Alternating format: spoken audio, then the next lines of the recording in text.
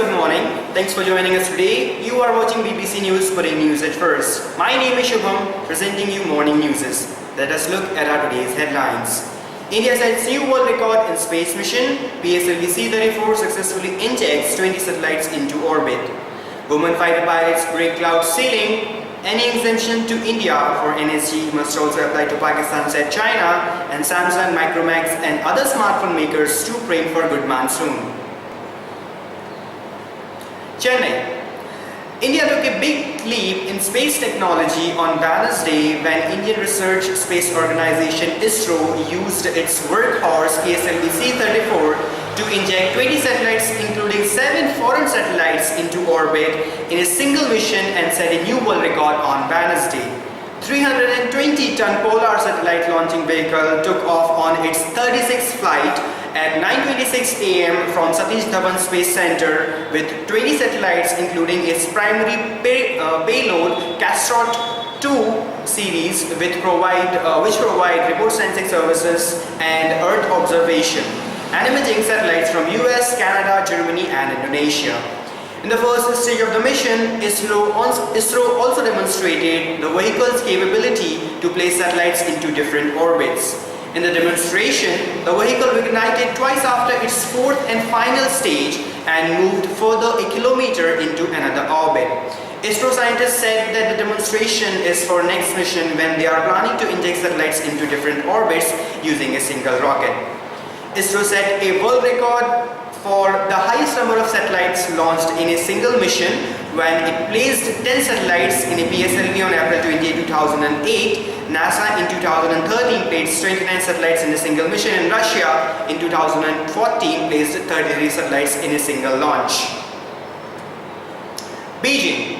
Any exemption to India for NSG entry must also apply to Pakistan, said China. In an unusual move, China's state media on Tuesday defended Pakistan's nuclear record, saying that it was A.Q. Khan who was responsible for atomic proliferation, which was not backed up by government, and argued to India for NSG entry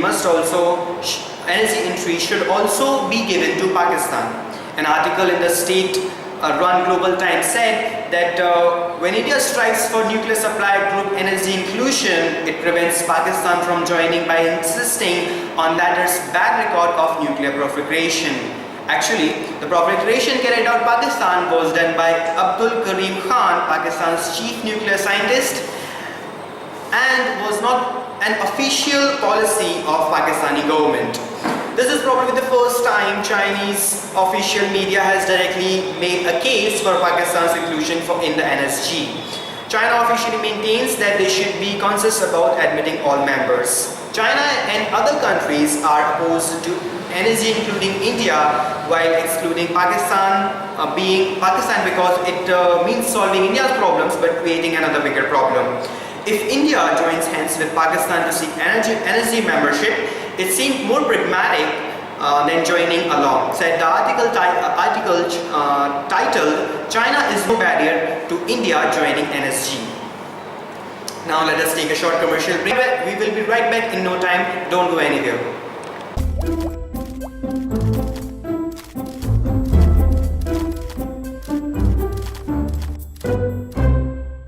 Welcome back. You are watching BBC News. I am presenting you morning newses. 3 women get inducted as first ever women fighter pilots. Abdi, Mohana and Bhavna all in their early 20s. Even as glass ceiling breaks, but Army and Navy has no such plans.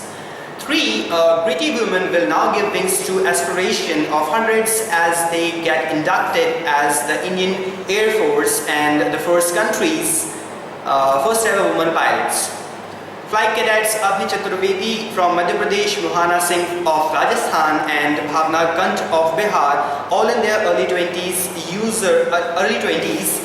usher in a new chapter for Indian Defence Forces, which have for long opposed the induction of women in combat roles.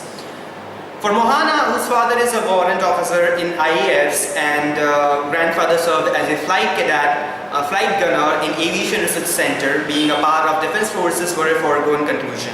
I wanted to carry on the family's legacy of serving the nation by being in defense of what by being in defense, and what better way than fighter flying, she added.